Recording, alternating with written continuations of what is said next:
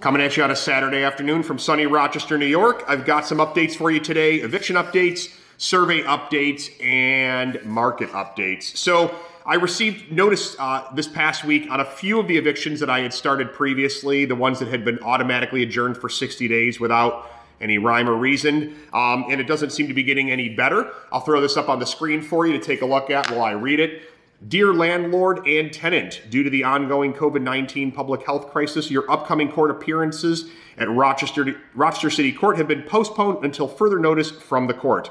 Once the matter has been rescheduled by the court, you will be notified of your new court date and you will be required to follow the court's instructions, it actually says here. And then it obviously goes on to offer some free legal assistance if you're a residential tenant. Doesn't say anything about free legal assistance for me as a housing provider, but not terribly surprising. So it does appear as though the Rochester City Court has moved on to the frustrate and confuse portion of this eviction process.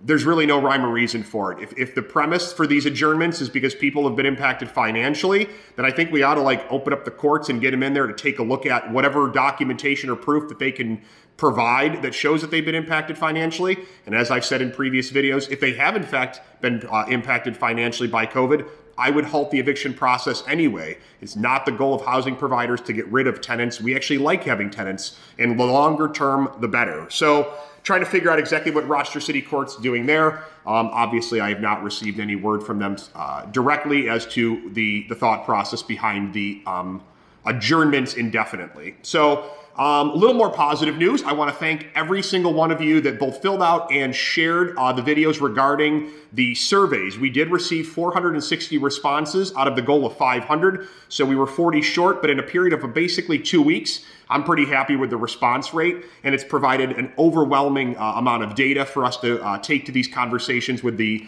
state legislators. Those conversations, as I understand it, are hopefully starting first, if not second week of February, so we're on the cusp of those beginning. It looks like those conversations are going to move west to east. We've broken those out by region, and we've got a handful of housing providers in each region that are going to be sharing some stories directly with those state legislators. So we very much appreciate that in you doing so. I think having a lot of the data behind what we're experiencing is going to be far better than just showing up and complaining, as we've said before. And I think it should allow for a conversation that can hopefully drive some positive action forward. So market updates quickly. I do want to say, people have been asking me, I am a real estate agent outside of just, a housing provider, although that does seem to be the focus of a lot of what I've kind of brought to your attention over the past few months here. But I do sell real estate. I help both buyers and sellers alike in the, greater Rochester area and surrounding areas. So if you are looking to buy a house, buckle up and get ready. It's tough. It's really, really tough out there. I'm not going to sugarcoat it. You've got to be ready for multiple offers. You've got to be ready to get creative and very competitive, and maybe even push yourself outside of your comfort zone once in a while as to what you're willing to do in order to get something under contract. But that's just the reality, and anybody that tells you otherwise is not doing you a service. So if you're feeling stuck out there, if you're thinking about buying a house this year and you want someone who can aggressively get out there and represent you well, and someone who can offer some insights as to some creative ways in order to get something under contract and stand out amongst the crowd, I'd be thrilled to help you, and please don't hesitate to reach out. And then on the other side of that is if you're looking to sell a house, a lot of people think it's great, you just throw a for sale sign in the front yard and it's gone. And to some degree, yes, once that thing hits the MLS and it brings in the appropriate amount of attention, it is probably going to sell quite quickly. The challenge this year, and has been for the past several months, is trying to siphon through and determine which of those offers, of the multiples that are likely to come in, which one's really the best one to move forward with.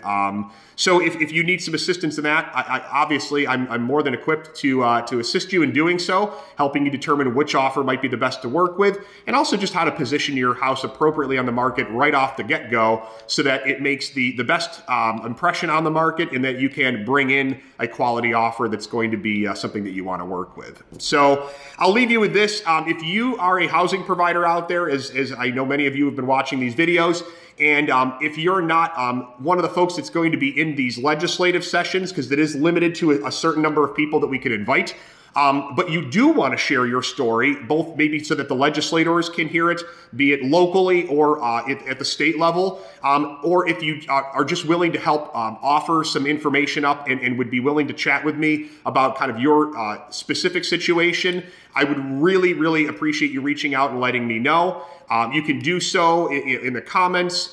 You can also, reach out to me on my website. There's a handful of ways to get a hold of me, but I am going to start doing some of those interviews starting this week, hopefully. There's a lot of you that have, I think, stories that need to be heard, and I think that it would be fantastic if we can get you on, and it would be on camera. Most likely we're going to do it via Zoom, so it would just be a recorded Zoom call. I can kind of give you the questions up front that we're looking to have folks answer, but basically it's going to be, the types of units you have, the number, what type of vacancy rates you're experiencing, does the Tenant Protection Act or is the moratorium been more impactful, positively or negatively towards you, and then, maybe just how this is impacting you personally and professionally, if this is something that you do for a living or if it's part-time. But we do want to capture those stories, and we want to provide those to the people that I think need to hear them. So don't hesitate to reach out. I appreciate you taking the time to watch this as I do any of these other videos we share. Please get in touch if you'd like to join the cause and help, kind of advance this dialogue beyond just the, kind of complaining about what we're all experiencing this year. And I will catch you guys soon. Take care.